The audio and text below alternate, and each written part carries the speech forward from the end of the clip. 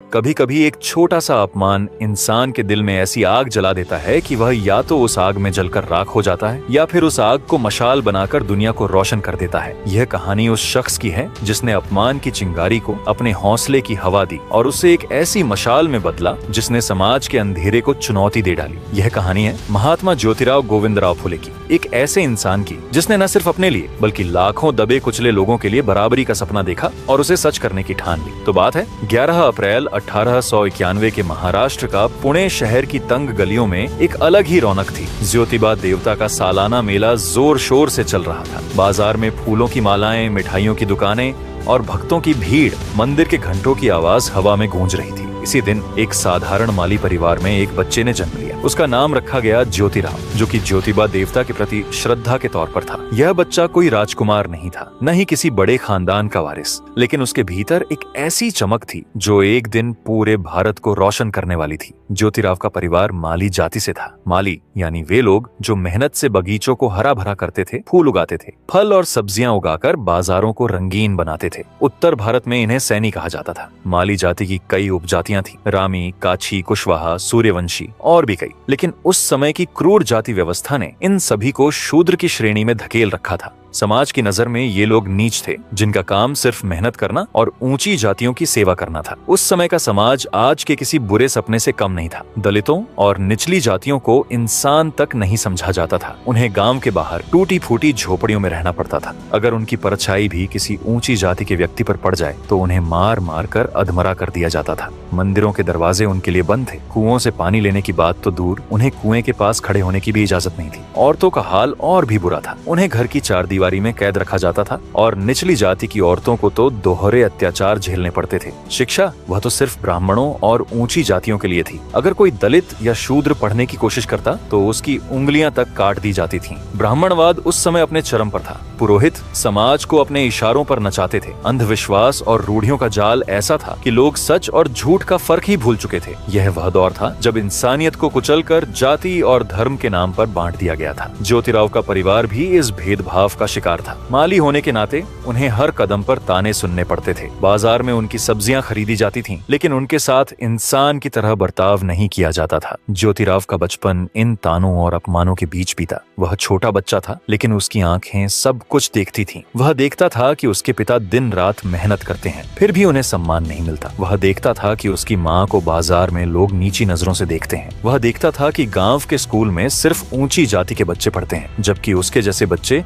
सिर्फ खेतों में काम करने के लिए पैदा हुए माने जाते थे। उसके छोटे से दिमाग में सवाल उठने लगे, ऐसा क्यों है? क्या हम इंसान नहीं हैं? क्या हमें पढ़ने का हक नहीं है? क्या मेरी माँ बहन को सम्मान नहीं मिलना चाहिए? ये सवाल कोई साधारण सवाल नहीं थे। ये सवाल उस क्रांति के बीज थे जो ज्योतिराव के दिल में बोए जा रहे थे। वह बच्चा जो पुणे की गलियों में अपने पिता के साथ बगीचे में फूल लगाता था, धीरे धीरे समाज की सच्चाई को समझ रहा था। उसे नहीं पता था कि उसका यह गुस्सा, यह बेचैनी एक दिन उसे इतिहास का सबसे बड़ा समाज सुधारक बनाएगी। ज्योतिराव के जीवन को देखकर बाद में कई बड़े लोगों ने उनकी तारीफ की। भारत के पूर्व प्रधानमंत्री विश्वनाथ प्रताप सिंह ने कहा कि वह भारत में सामाजिक क्रांति के पहले सच्चे नायक थे, जिन्हें बुद्ध, महावीर और गुरु नानक जैसे महापुरुषों का उत्तराधिकारी माना जा सकता है। बाबा साहेब अम्बेडकर, जिन्होंने भारत का संविधान लिखा, उन्होंने ज्योतिराव को बुद्ध और कबीर के बाद अपने तीसरे गुरु के रूप में सम्मान दिया। पंडित जवाहरलाल नेहरू ने भविष्यवाणी की कि जैसे जैसे भारत में किसान और मजदूरों का उदय होगा, ज्योतिराव का नाम और चमकेगा। और सबसे हैरान करने वाली बात, महात्मा गांधी से पहले ज्योतिराव को महात्मा की उपाधि दी गई थी और खुद गांधी जी ने उन्हें सच्चा महात्मा कहा था। लेकिन यह सारी महानता अब भी कोसों दूर थी। अभी तो ज्योतिराव एक छोटा सा बच्चा था जिसके सामने समाज का क्रूर चेहरा था। उसे अभी अपमान की उस आग से गुजरना था जो उसे स्टील की तरह मजबूत करने वाली थी। लेकिन ऐसा कहा जा सकता है कि भेदभाव का विरोध ज्योतिराव के खून में ही थी, क्योंकि इनके परदादा ने भी जातिवाद और ब्राह्मणवाद के खिलाफ विद्रोह किए थे। उनके परदादा कोई साधारण इंसान नहीं थे। सतारा से करीब 40 किलोमीटर दूर कटगुण नाम की जगह पर एक छोटा सा गाँव था। यहीं रहते थे ज्योतिराव के परदादा। जिन्हें उस समय गोहरे उपनाम से जाना जाता था। वे गांव में चौगुल्ला के रूप में काम करते थे। चौगुल्ला का मतलब होता है एक निम्न श्रेणी का ग्राम अधिकारी, जिसे गांव के छोटे मोटे काम सौंपे जाते थे। लेकिन उस समय पेशवा शासन का दौर था और ब्राह्मण राजस्व अधिकारी गांवों में राजा की तरह हुकूमत चलाते थे। दलितों, निचली जातियों और किसानों पर उनका अत्याचार आसमान छू रहा था। ये अधिकारी मनमाने टैक्स वसूलते थे। अगर कोई किसान टैक्स न दे पाए तो उसकी जमीन छीन ली जाती थी। दलितों को तो इंसान ही नहीं समझा जाता था। उनके घर लूटे जाते थे, उनकी औरतों के साथ बदसलूकी की जाती थी और उनके बच्चों को गुलामी की जिंदगी जीने के लिए मजबूर किया जाता था। ज्योतिराव के परदादा ने यह सब अपनी आंखों से देखा। उनका खून खौल उठा। लेकिन उस समय निचली जाति की आवाज सुनने वाला कोई नहीं था, न कोई हाकिम, न कोई अदालत। फिर क्या था? उनके परदादा ने फैसला कर लिया कि अगर न्याय नहीं मिलेगा तो वे खुद न्याय करेंगे। एक दिन जब अत्याचार की हद हो गई तो उन्होंने उन ब्राह्मण राजस्व अधिकारियों के खिलाफ खुला विद्रोह कर दिया। कहते हैं उन्होंने उन जुल्मी अधिकारियों की जान तक ले ली। लेकिन यह बगावत आसान नहीं थी। अपनी और अपने परिवार की जान बचाने के लिए उन्हें गांव छोड़कर भागना पड़ा। अपने 3 बेटों को लेकर वे पुणे के पास खानवाड़ी गांव में आ गए। यहाँ उनके पास न पैसा था न कोई ठिकाना, लेकिन किस्मत ने उनका साथ दिया। खानवाड़ी में एक फूल वाले ने उनके परदादा के 3 बेटों को अपने पास काम पर रख लिया। उसने उन्हें फूल उगाने, मालाएं बनाने और बगीचों को सजाने का हुनर सिखाया। ये भाई इस कला में इतने माहिर हो गए कि उनका नाम पूरे इलाके में फैलने लगा। यहाँ तक कि पेशवा बाजीराव द्वितीय के शाही दरबार में भी उनके बनाए फूलों की मालाएं और सजावट पहुँचने लगी। पेशवा इतने खुश हुए कि उन्होंने इन भाइयों को इनाम में 35 एकड़ जमीन दी, और वो भी बिना टैक्स की। यह कोई छोटी बात नहीं थी। उनकी कला ने उन्हें नई पहचान दी। गोहरे उपनाम अब पीछे छूट गया। अब वे फूले कहलाने लगे, फूलों की तरह खिलने वाले। लेकिन यह नई पहचान भी उनकी जाति की सच्चाई को नहीं बदल सकी। हिंदुस्तान में उस समय हुनर से ज्यादा जाति मायने रखती थी। चाहे आप कितने ही बड़े कलाकार बन जाओ, समाज की नजर में आप वही शूद्र थे जिसे नीचा दिखाना उनका हक था। समय बीता और गोहरे जो अब फुले बन चुके थे, उनके परिवार की यह मेहनत और कला आगे बढ़ी। ज्योतिराव के पिता गोविंदराव भी अपने पूर्वजों की तरह फूलों और खेती का काम करने लगे। उन्होंने चिमनाबाई से शादी की और उनके 2 बेटे हुए, जिसमें सबसे छोटे थे ज्योतिराव। लेकिन ज्योतिराव के जन्म के 1 साल बाद ही एक बड़ा हादसा हो गया। चिमनाबाई का निधन हो गया, जिसके कारण गोविंदराव टूट गए। माली बिरादरी के लोगों ने उन्हें दूसरी शादी के लिए मनाने की कोशिश की, लेकिन गोविंदराव ने मना कर दिया। वे अपने बच्चों को अकेले ही पालना चाहते थे। इसके बाद सगुणाबाई क्षीरसागर ने ज्योतिराव और उनके भाई की परवरिश की। सगुणाबाई ने माँ की तरह दोनों बच्चों को प्यार दिया, लेकिन समाज का भेदभाव उनके पीछे पड़ा रहा। गोविंदराव दिन रात मेहनत करते, बाजार में फूल और सब्जियां बेचते, लेकिन उन्हें वो सम्मान कभी नहीं मिला जो ऊंची जातियों को मिलता था। ज्योतिराव, जो अब धीरे धीरे बड़ा हो रहा था, ये सब देखता था। उसके छोटे से दिल में सवाल उठने लगे, क्यों मेरे पिता को ताने सुनने पड़ते हैं? क्यों हमें नीची नजरों से देखा जाता है? उस समय दलितों और निचली जातियों का जीवन नर्क से कम नहीं था। गांव के बाहर टूटी फूटी झोपड़ियों में रहना उनका नसीब था। अगर कोई दलित गलती से भी ऊंची जाति के रास्ते में आ जाए तो उसे लाठियों से पीटा जाता था। उनके बच्चों को स्कूल के पास भी नहीं भटकने दिया जाता। अगर कोई पढ़ने की जिद करता तो उसकी किताबें छीन ली जाती थीं, या फिर उसका हाथ तोड़ दिया जाता था। औरतों का हाल और बुरा था। उन्हें न सिर्फ घर में बल्कि बाहर भी अपमान सहना पड़ता था। दलित औरतों को तो कई बार जानवरों से भी बदतर समझा जाता था। शिक्षा तो सिर्फ ब्राह्मणों और ऊंची जातियों के लिए थी। पुणे के मराठी पंडित अपने घरों में सिर्फ ऊंची जाति के बच्चों को संस्कृत, व्याकरण, तर्कशास्त्र और दर्शन पढ़ाते थे। दलित और माली जैसे समुदायों के बच्चे, उन्हें तो स्कूल की सीढ़ियां चढ़ने का हक भी नहीं था। अगर कोई कोशिश करता तो उसे गांव से निकाल दिया जाता था। यह वह दौर था जब शिक्षा को एक हथियार की तरह इस्तेमाल किया जाता था, ऊंची जातियों को ताकत देने और निचली जातियों को गुलाम रखने के लिए। ज्योतिराव अब समझने लगा था कि उसके परिवार का अपमान सिर्फ उसका नहीं बल्कि पूरी व्यवस्था का हिस्सा था। वह देखता था कि उसके पिता की मेहनत को लोग तुच्छ समझते हैं। वह देखता था कि सगुणाबाई को बाजार में लोग नीची नजरों से देखते हैं। वह देखता था कि गांव के स्कूल में सिर्फ ब्राह्मण और मराठा बच्चे पढ़ते हैं, जबकि माली और दलित बच्चों को खेतों में मजदूरी करने के लिए छोड़ दिया जाता है। उसके मन में एक तूफान उठ रहा था। वह सोचता था, क्या मैं भी सिर्फ खेतों में काम करने के लिए पैदा हुआ हूँ? क्या मेरे जैसे लोगों को कभी सम्मान नहीं मिलेगा? बहरहाल उस समय भारत में ब्रिटिश राज अपने पैर जमा रहा था। पुणे की गलियों में अब सिर्फ पेशवाओं की बातें नहीं होती थीं। ब्रिटिश ईसाई मिशनरियों ने शहर में कई अंग्रेजी स्कूल खोल दिए थे। ये स्कूल सिर्फ पढ़ाई के लिए नहीं बल्कि ईसाई धर्म को फैलाने का भी जरिया थे। उसी समय governor general Lord William Bentinck ने 7 मार्च 1835 को एक बड़ा ऐलान किया। उन्होंने कहा कि अब भारत की शिक्षा नीति बदलेगी। उनका मकसद था भारतीयों को यूरोपीय साहित्य, विज्ञान और आधुनिक विचारों से जोड़ना। लेकिन जरा सोचिए, यह कितना मुश्किल था। यह वह देश था जहां सदियों से रूढ़ियां और अंधविश्वास लोगों के दिमाग में जड़ें जमाए बैठे थे। ब्राह्मणवादी व्यवस्था ने शिक्षा को सिर्फ ऊंची जातियों तक सीमित कर रखा था। दलित और निचली जातियों के लिए तो स्कूल का दरवाजा देखना भी गुनाह था। ऐसे में ब्रिटिशों का यह कदम एक नई हवा लेकर आया, लेकिन इस हवा को तूफान बनने में अब भी वक्त था। इस बदलते माहौल में ज्योतिराव अब 7-8 साल के हो चुके थे। उनके पिता गोविंदराव मेहनती और दूरदर्शी इंसान थे। वे चाहते थे कि उनका बेटा पढ़ लिख कर कुछ बने। उन्होंने ज्योतिराव को पुणे के एक मिशनरी स्कूल में दाखिल करवाया। इस स्कूल में मराठी, सामान्य ज्ञान और हिसाब किताब सिखाया जाता था। गोविंदराव को उम्मीद थी कि उनका बेटा पढ़ाई करेगा और परिवार का नाम रोशन करेगा। लेकिन स्कूल की दुनिया ज्योतिराव के लिए इतनी आसान नहीं थी। यहाँ उन्हें फिर से जातिगत भेदभाव का कड़वा स्वाद चखना पड़ा। स्कूल में कुछ कट्टरपंथी हिंदू शिक्षक और छात्र थे जो निचली जातियों के बच्चों को बर्दाश्त नहीं करते थे। ब्राह्मणवादी मानसिकता ने स्कूल को भी अपनी गिरफ्त में ले रखा था। ज्योतिराव को ताने सुनने पड़ते थे, जैसे कि माली का बेटा यहाँ क्या करने आया, शूद्र को पढ़ने का हक नहीं।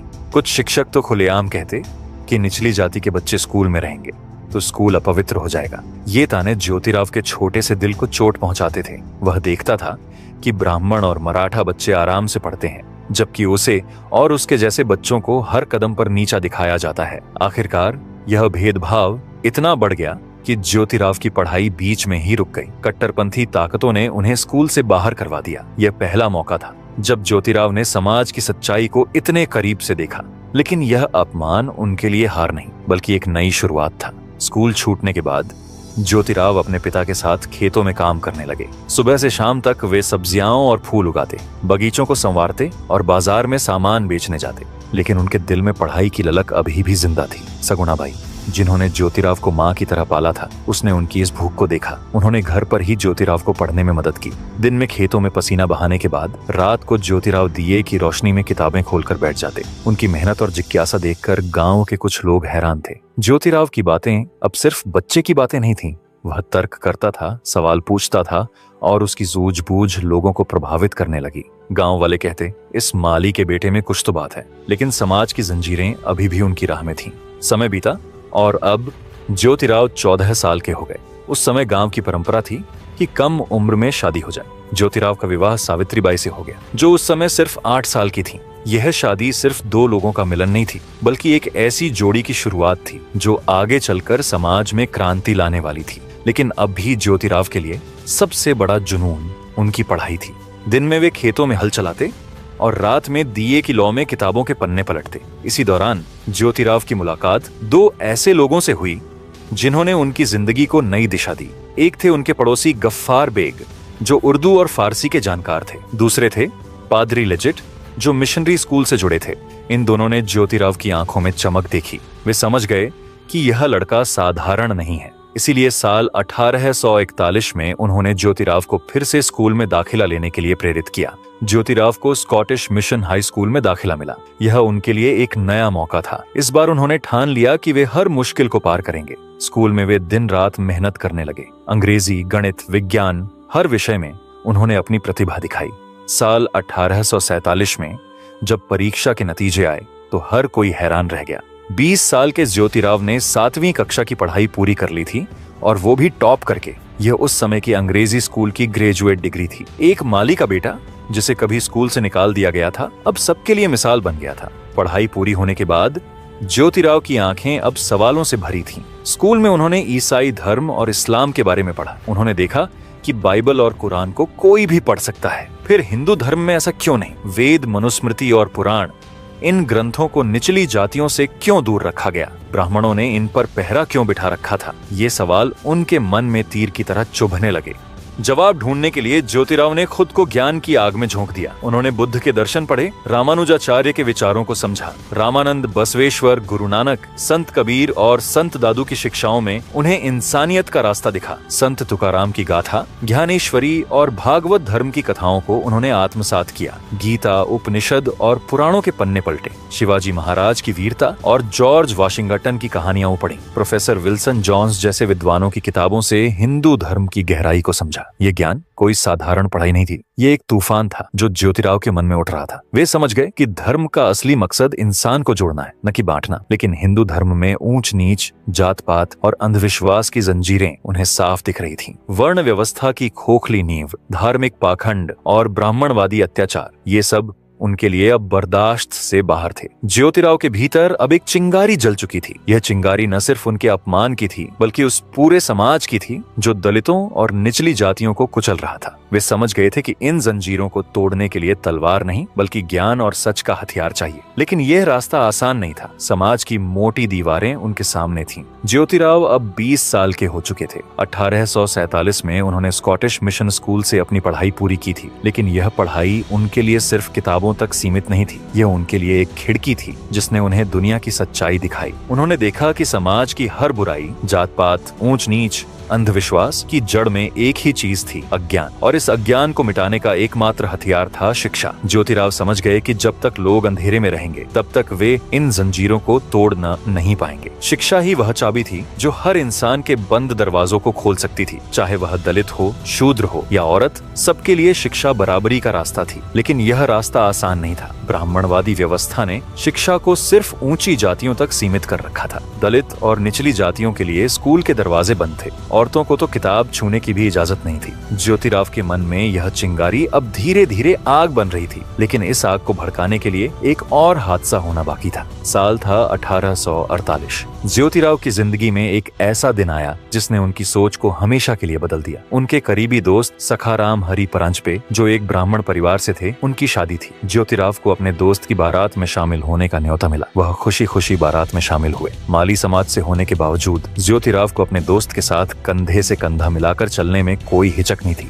बारात की रौनक, ढोल नगाड़ों की आवाज और उत्सव का माहौल, सब कुछ खूबसूरत था। लेकिन यह खूबसूरती ज्यादा देर नहीं टिकी। बारात में कुछ कट्टरपंथी ऊंची जाति के लोग भी थे। जब उनकी नजर ज्योतिराव पर पड़ी तो उनका चेहरा गुस्से से लाल हो गया। वे चिल्लाए, ये माली का बेटा यहाँ क्या कर रहा है? एक शूद्र ब्राह्मणों की बारात में कैसे घुस गया? जाओ अपने घर में फूल सजाओ। यहाँ पवित्र बारात को अपवित्र करने की हिम्मत कैसे हुई? ये शब्द तीर की तरह ज्योतिराव के दिल में चुभ गए। भीड़ के सामने, सबके सामने उन्हें सरेआम बेइज्जत किया गया। उनके दोस्त सखाराम ने उन्हें बचाने की कोशिश की, लेकिन कट्टरपंथी ताकतें इतनी उग्र थीं कि ज्योतिराव को बारात छोड़कर जाना पड़ा। यह कोई साधारण अपमान नहीं था। यह उस समाज की गहरी बीमारी का सबूत था जो इंसान को इंसान नहीं बल्कि उसकी जाति से तौलता था। ज्योतिराव का दिल दुख से भर गया, लेकिन उनके भीतर का गुस्सा अब उबलने लगा। यह अपमान उनके लिए एक चेतावनी थी, एक चुनौती थी। उनके मन में सवाल उठने लगे, क्यों एक ब्राह्मण और शूद्र के बीच इतनी गहरी खाई है? क्यों मेरी मेहनत, मेरी पढ़ाई, मेरा हुनर मेरी जाति के सामने बेकार है? ज्योतिराव ने इस अपमान को गहराई से सोचा। उन्होंने अपनी पढ़ाई के दौरान ईसाई और इस्लाम धर्म के बारे में जाना था। वे देख चुके थे कि ईसाई समाज में मानवता और समानता की बात होती है। वहाँ छुआछूत जैसी कोई चीज नहीं थी।